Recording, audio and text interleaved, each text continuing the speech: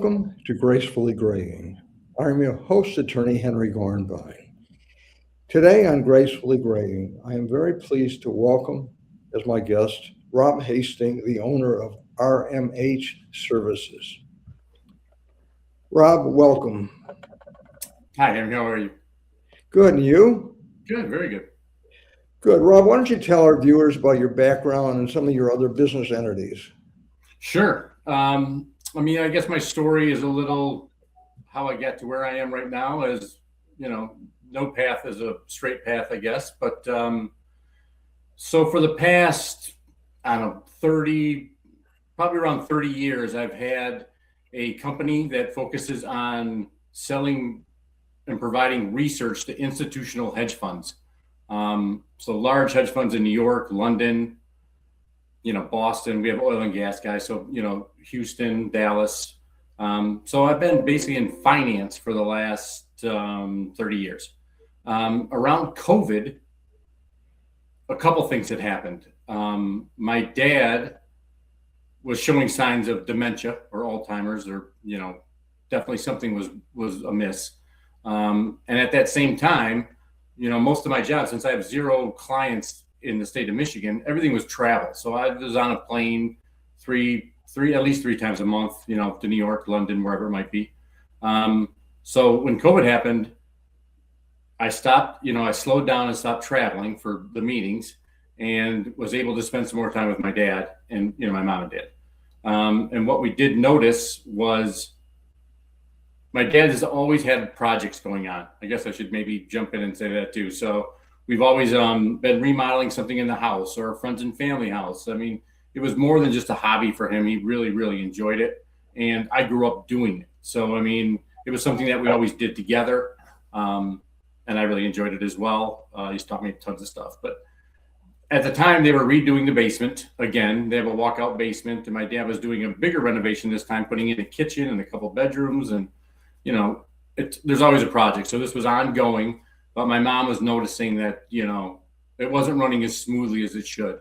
And my sister is a therapist. So she was really recognizing some signs. So once we started to realize that he did have the onsets of dementia, I started coming over and helping him in the beginning of doing the basement. I just really realized there was a lot that needed to be handled that he just couldn't do anymore. So I started getting into helping my mom wanted the basement done. So I started getting in there and really doing the basement and just realized how much I really did miss and love the remodeling side of it. And then as my dad started to decline a little bit more, I started doing things like, putting grab rails around the house. We changed the knobs, just a bunch of little things that I thought this would be helpful. And then at some point we had an in-home caregiver come to the house to kind of help my mom. And then she was the one that said, who did all this stuff to the house? And I was like, I did it. I thought this would help. And she was just elated. And so she had asked me to go to several of her clients' house and do the same thing. And that's kind of how this started, where I started to go in and do aging in place. That's when I first actually heard of that term, and doing a bunch of this stuff. And it was gratifying for me. I like doing the handyman stuff and all that kind of things. And being able to help people, especially going through the exact same stuff we were going through. It really helped. And that's kind of what started this RMH Services. So, once I got into the house and started doing that stuff, it kind of just snowballed into, can you do this? Can you, do you do drywall? Can you put doors in? Can you, all sorts of stuff. And so basically that's how RMH Services started, was over COVID. I still am involved in the Wall Street company, but not as much. I'm one of the owners, so it allows me some time to do what I really love doing. And so since COVID, it's been full time doing home services. So that's where we are basically today. I know more and more people are aging in place. It's like you're comfortable in a home, you don't want to leave it. So aging in place is really more and more the trend. And Rob has done some work around our house, and I will give you a high compliment for what you've done so far. Well, thank you. Let's go through step by step some of the things that can be done around a home, Rob. Let's Sure. start with the entrance to a home. What can be done to help make it steadier, to hopefully prevent falls, and some of the things that you've done in the past with regard to the entrance or the walkway going up to, let's say, a front door of a home? Sure. And I mean, it's an important spot because obviously that's where you come and go from the house. So it doesn't always have to be things with tools and everything else too. So, I mean, just making sure that the steps are clear. If there is unstable concrete or anything, definitely take care of that. But simple things like make sure it's well lit. The lighting in all of these, you're going to see like anywhere around the house, the lighting's important because that's what people, they miss a step or they don't see very well. I mean, obviously like handrails, if you can put handrails on both sides, that's very helpful. But, you know, I mean, if you have lighting, take care of any uneven concrete, make sure there's a clear walkway and handrails. I mean, that would really help with the entrance. What about the garage area? I mean, most of us have garages, and you drive into a garage, and often there may be some steps up to the door leading into the house, whether it's a front door area or a mudroom or a kitchen. So, what can be done again to make it more safe and user friendly for someone who's? And that's the same thing because for many people, the garage entrance is their entrance. You know, I mean, you come into the garage and then you go. And again, I mean, I think that lighting, some garages are just very dimly lit, and that always seems a problem. I've seen other garages where clutter has been a problem. People, you know, especially when they get older, they want stuff that goes in the garage, but they kind of just get to the door and set it right there. You know, to make it somewhere where they make sure that there's not boxes or bins or just any kind of clutter where you kind of come in and out. And again, if you can put railings anywhere or even a grab rail, sometimes right by the door, if there's just like one step, a grab rail will help because if you can't put the railings on the side, but those things are very helpful. And then automatic garage door openers and things like that. And even like sensor lights. So when you go in the garage, the lights come on. That, you know, those things, the little things, they really do help. What about living room areas? I mean, most of us spend a lot of our time in the living room, and people fall. Sometimes it's hard getting in and out of chairs, especially as we're aging. So, what are some of the things that you can make it more user friendly in the living room area? Sure. And I mean, the living rooms are something that anybody can do. I mean, the living rooms have the main things that I normally do in a living room require zero tools. First thing I would look for is rugs. Rugs are always a trip hazard. So, I'm a big fan of, I never want to change somebody's house so it looks medical or institutional. I want to keep it looking like their home. But when it comes to some rugs, it's better if we, you know, if a rug slides or if they're adamant about keeping the rug, make sure you have a nice, you know, runner underneath or something that keeps the rug in place so there's no tripping on the rug. Cords are another thing too. Make sure that the cords are out of the way. Sometimes they tape them down under the rug, or just make sure that there's not a clutter of cords or something else. And I mean, the furniture, that's always something. Sometimes you just have to change maybe some of the chairs or make something that it's easier to get in and out of. My dad had a chair that he really liked. We ended up putting a grab bar right by the chair, but it was convenient because where the chair was located, it was right next to a wall. So that was it helped him get in and out on his own. It was a small fix, but it did help. And I'd say, you know, sometimes, again, either smart lighting where you could say lights on, lights off, or, you know, automatic lighting sometimes helps too. What about stairs? I know stairs can be a very point for falling and tripping. So what can you do to make stairs, I guess, more accessible and user friendly? Again, I'm going to go with lighting too, is like the most overlooked. A dimly lit staircase can be dangerous. People, you know, they think they're going to step on that tread, they miss it, and that's how they fall. But again, I mean, obviously handrails on both sides, if at all possible, is very helpful.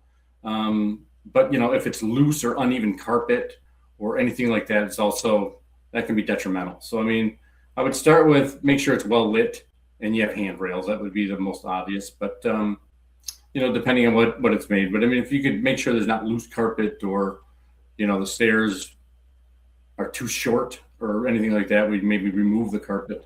I've seen that too, but lighting and handrails, I think, would be the first go-to. What about lifts for stairs? I'm talking about some of the automatic things where you sit in a chair and it goes up between floors. Have you dealt with any of that? Sure. I mean, those are a great solution, but that's a big step. Most people just are not ready to put those in their homes yet. Sure. At some point, you know, there'll be a lot of modifications to the house once the automatic stairs go in. But I mean, they're a game changer. I mean, it would allow somebody to use the second floor, whereas some people choose to basically move to the first floor. So an automatic stair lift, it's a bigger move, but I mean, it's a game changer for most families. Bedrooms. We spend a lot of our lives in our bedrooms. What can be done? I mean, people fall in their bedrooms. Getting in on a bed can be a problem. What are some of the things that you can do, again, to make it more user-friendly for those of us who want to age in place and are gracefully graying, hopefully? Understood. Again, I want to say lighting. Like I like a lot of like motion lights as you go into the bathroom. I think most things happen in the bedroom when you get up, and it's usually the path between the bedroom and the bathroom. That, you know, if that's well lit and there's a clear path, sometimes moving furniture and making it a little bit wider of a walkway to get there, that's sometimes helps very much. But I mean, lighting is a big one. So a lot of times, like, you can have a sensor light in the bathroom. So like once you come into the bathroom, the light already comes on. When you leave, it shuts off. And also access to a phone or something there in the bedroom too is helpful in case there is some sort of emergency at night. You know, a phone by the bed, something that's easy to reach, easy to get to. I would suggest that as well. Let's move to the bathroom now. And first of all, what are some steps that you would take for someone's bathroom? So bathrooms, everybody focuses on bathrooms right away because it probably is the most dangerous, just because it's wet, it's slippery, there's a lot of slip and falls. It's just, you're in a vulnerable spot in there, and it's, you know, it needs to be addressed first, usually. I mean, grab bars are always a great solution. And a lot of people too are a little reluctant with grab bars in the beginning, but you know, you can always remove grab bars and patch the drywall or patch the tile, whatever. I mean, it's to put them wherever works for the person that's living there. So do you put them by the toilets? Do you know, obviously in the shower is very helpful. So you just kind of have to get a feel for where they want to be and where are they reaching for? Where does it help them? And, you know, put as many grab rails needed. I mean, they can be a lifesaver. And, you know, all of a sudden you might need to get a toilet that's a little higher. So a low toilet is very difficult. So, you know, they make either something you can set on the toilet to make it higher, or what we did with my dad when he was having this is we just switched the toilet out. It wasn't that big of an expense. And, you know, they just have a higher seated toilet, which is helpful. And then, as always, lighting, make sure everything's bright in there. Many falls happen getting in and out of a shower or getting out of a bathtub. So correct. What can you do about both the bathtub and the shower? I mean, again, the grab rails are a game changer. The very first thing that I did when my dad started having difficulties was change the shower head to one of the handheld that comes off and allows you to wash your entire body. And that was extremely helpful. At that time, it was before we had a caregiver come in, and it was my mom helping my dad. So being able to, take a shower with a handheld was really beneficial. And then combine that with the grab rail, it really allows somebody to have a little more independence in the shower. There's also, you can put some non-stick in the shower. If you wanted to put something on the ground, they make permanent tiles, or you could do, they actually have like a really waterproof sticker that goes down. That's a little abrasive, so it's not as slippery. And you can do that both in the shower and as you step out. Both of those are helpful. What about adding a bench in the shower so someone can sit down? That's perfect. A permanent seat is great. Even like Benson's and stuff, they have the shower seat, but they even have ones that are a little more heavy duty that really don't move around. It also, that depends too on how many people are using the shower. Is it the whole family's using it? Is it, so if it's something that everybody's using the shower, maybe you want a seat that you can put in and easily remove. If it's predominantly one person or a couple of people using the shower, you can put something in there that's a little heavier, that doesn't really move around, but is really secure. And I think it gives people more confidence that it's not going to slide up from underneath them. Now, tubs are hard to get in and out of. So for someone who is becoming more and more disabled, you just avoid a bathtub, or what can you do to make a bathtub more accessible and usable? I mean, it's tough. Other than the grab rails, a bathtub can be difficult to maneuver. I mean, because you have to step up and over, and trying to help somebody step up and over that, that's a lot of weight that you're navigating on your own. So that can be difficult. Now, they do have companies that can come in and put in a walk-in tub. That's more of an extensive renovation, but and it can be a game changer. So, I mean, that's I think most people are very pleased once they get one. You walk in, you open the door, walk in the tub, shut it, and then it fills up. So it's watertight, and then you drain it and then get out. So it's strictly made for that purpose only. So it works very well. Rob, let's say you were going to design a house for someone who wanted to age in place. What are some of the key steps that you would do? And I'm just kind of thinking off the top of my head. What would you do if I came to you and said, I'd like to build a house, I'd like to make it as comfortable as possible, and I want to make a house so that, hopefully I can spend the rest of my life there? Sure. I would start with the lighting, because a dim lit room or a dim lit stairways could always be trouble. If you could put like automatic lighting sensors, so when you come into one room, the light comes off, when you leave, it goes off. Pathway lighting, leading up to the house, that's very important. Good lighting is always good. And I would probably go through and make sure that there was for any house, but you have carbon monoxide detectors, smoke detectors placed wherever they need to be. Make sure that they're well maintained. Those are some of the bigger things. And then, grab rails when they're needed, but it depends on at what stage, of help somebody needs before you start really putting railings up. And again, I don't want the house to look medical or institutional. It should just still look like a home. And there's just a few things throughout the house that, are there to help somebody, aid somebody in, making life a little easier. The biggest thing is you just want somebody to feel confident that they feel safe in the house. So all those things, I think, add a layer of confidence.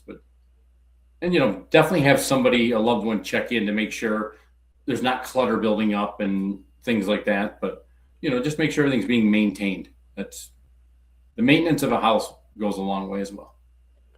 What about the kitchen? I know we haven't discussed that, but there can be falls, there can be a hot stove, or issues with regard to burning, or what can be done to make a kitchen more safer? Kitchens are tough. Again, I would think I try to avoid putting rugs in the kitchen or rugs in front of the stove, which many people have. Anything that could be a trip hazard there. And again, smoke detectors and things like that. But the kitchen poses a lot of dangers in general. So when you have somebody that's aging in place, it's important to make sure you look at all the safety concerns in the kitchen. Now, what about security? I know we have doorbells that can have cameras and things like that. What can be done to make someone so more secure, especially we're dealing with an age where strangers are scamming people more and more? You have more and more theft off of porches and things like that. So what are things that can make us feel more secure looking at the outside or the entrance of a home? Sure. Again, we're going to the lighting. Obviously, I'm a big fan of bright light, well-lit areas is a good place to start. But they have so many things. We have like Ring or Google, the cameras. You can have the Ring doorbell. And I know that some of the older population's not as tech savvy, and that really don't want all the gadgets and everything else, but you can also have other people that are on there. So for example, if somebody rings my mom's doorbell, I can see it on my phone. So a lot of times I'll just, ask who they are or who's coming and going. I have access to all the cameras, on the outside of their house and inside of their house. So it's very helpful to have somebody that's watching over your loved ones. And technology now makes it pretty easy if you're not there to keep an eye on what's going on. So I mean, that's a great way to do it, I think. Many of us have decks. What can be done to make a deck safer? Make sure that it's inspected often. So, I mean, we do a lot of deck work, not only on the aging in place side, but on the home repair side.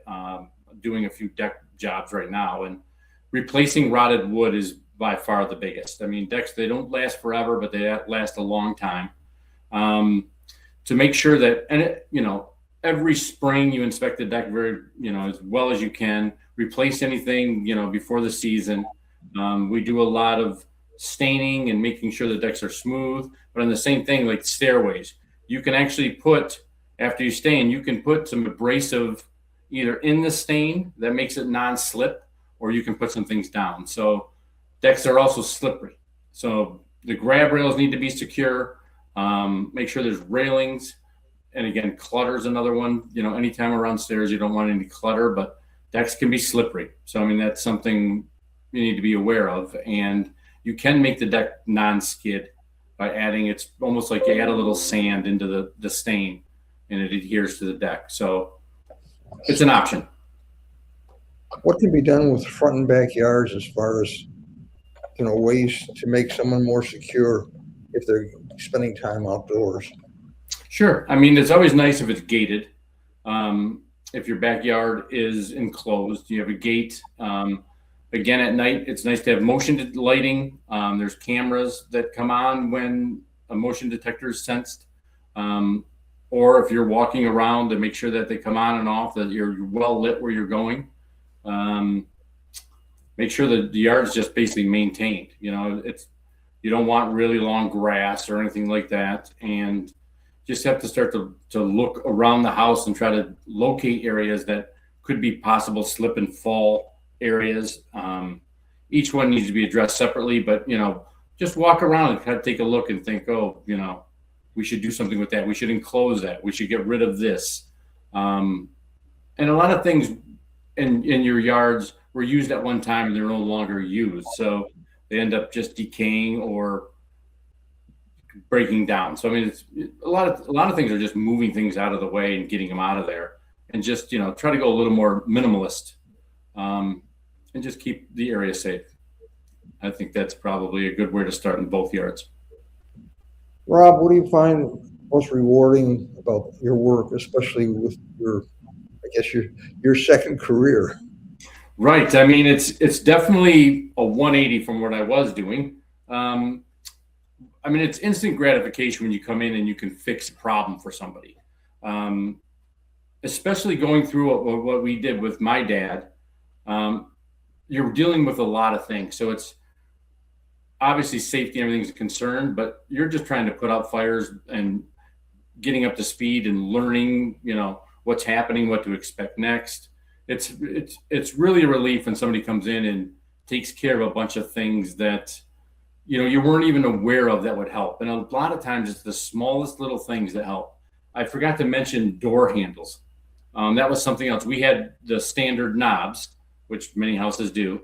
I went through and replaced all the knobs with more of a lever type door handle. And that was like a big game changer for my dad. For whatever reason, he was just having a little harder time with the knobs. Once we had the levers, it made everything so much easier. So, I mean, being able to come in and have somebody say like, oh, it's such a change, because I think that you start to see a little more decline when things get too hard. So if you can keep somebody in their home, like my mom and dad, I think they moved into the house they're in when I was like 2 and I'm 57. So, I mean, they've been there forever. I mean, my mom does not want to leave now, and nor did my dad. So, I mean, being able to keep them in their same home and just make these small changes, it's a game changer. And that's the most gratifying thing, is if you can help a family do that. I mean, it's basically why I started this company. It's Any frustrations about your work now, Rob? I mean, when I first started going down this path a little bit, I started looking at the aging in place. And first of all, I was looking up, like, is there certain codes for anything else? But there's all of these like companies that, I don't know. I think a lot of them get some government money, or, they can submit it to it. But there's a lot of these, like, you can get these certifications that mean nothing. So, I mean, it's like I could start a company that certifies somebody to do something when I have no real skill or rights or anything to even do that. So I kind of went down this hole of seeing there's a lot of like fraudulent people that can come in, like, we're certified in this, but the certification, it means nothing. So, I mean, I felt like that was real predatory, and it just gave me a bad feeling. So I'm extra cautious to try to do the best I can to just give the best advice I can. Rob, how does someone contact you for your services? Sure. I'm based in Birmingham. I do anything all around Oakland County. I'd probably do, for aging in place stuff, I'd probably just go out anywhere that somebody needed me. But you can call me at 248-339-6670. Or you can text me at that number as well. Or my email address is rob, at rmh-services.com. So either one of those. And my website's www.rmh-services.com. You can contact me through there as well. We've got about a minute left, Rob. Are there any final thoughts you would like to share with our viewers before we sign off?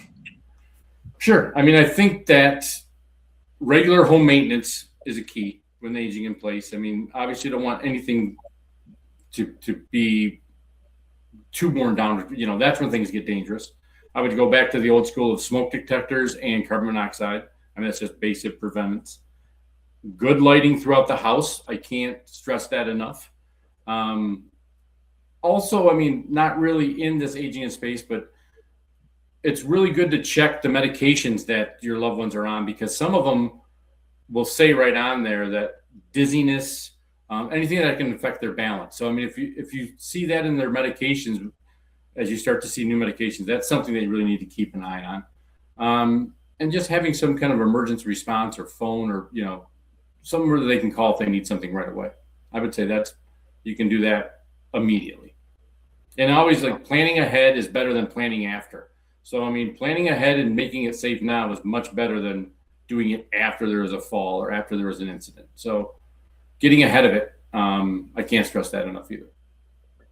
We're out of time.